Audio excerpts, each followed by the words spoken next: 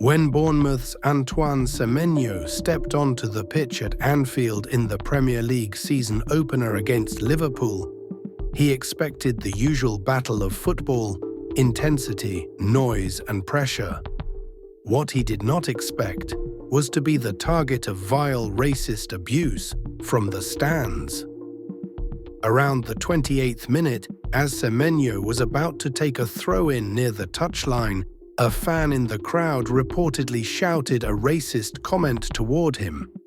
Semenyo stopped, visibly shaken, and confronted the fan, even asking him to repeat what he had said. The referee, Anthony Taylor, was alerted, and the game was temporarily halted as players, captains, and managers were consulted. The fan at the center of this storm was later identified as a 47-year-old Liverpool supporter, reportedly in a wheelchair. Witnesses claimed he had a history of disruptive behavior, including throwing chewing gum at officials in previous matches. On this night, he crossed the line by racially abusing Semenyo. Stewards at first seemed unsure how to respond, which exposed the gaps in matchday training for such incidents, but eventually police officers were brought in. At half-time, the supporter was escorted out of Anfield, and Merseyside police confirmed that they had launched a hate crime investigation, with the likelihood of a football banning order to follow. What makes the story even more striking is how Semenyo responded. Instead of letting the hate crush his spirit, he carried on playing with remarkable composure.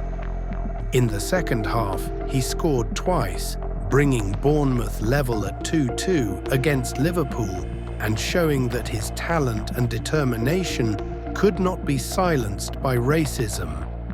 Although Liverpool eventually won 4-2 thanks to late goals from Federico Chiesa and Mohamed Salah, the night belonged to Semenyo for his courage as much as for his performance.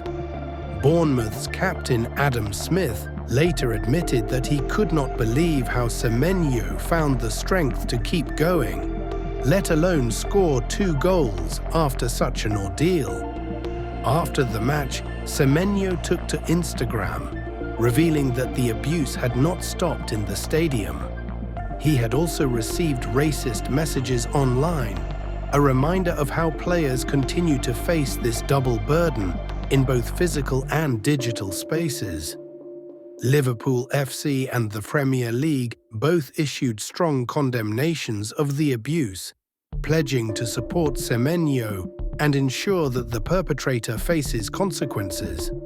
An anti-racism message was even broadcast inside the stadium during the game to reinforce that there is no place for such behavior in football. The incident raises a bigger question. Is there still room for racism in football? For years, campaigns like Kick It Out and No Room for Racism have worked to push the game forward.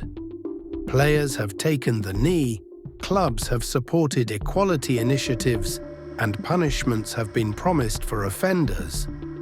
Yet the fact that Semenyo could be abused in such a public setting, at a club like Liverpool with a global reputation, shows that the fight is far from over.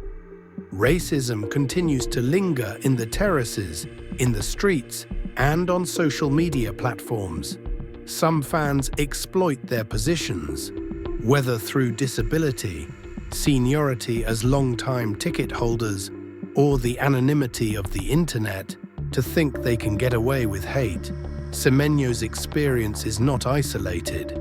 Football has witnessed countless moments when black players like Vinicius Jr. in Spain or Lukaku in Italy have been targeted.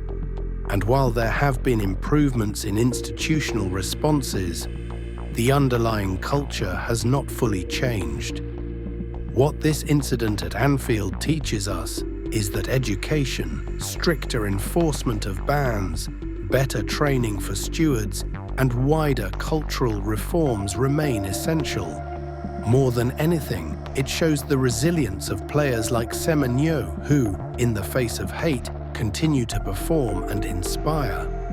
Racism has no place in football, yet its persistence reminds us that words and campaigns alone are not enough.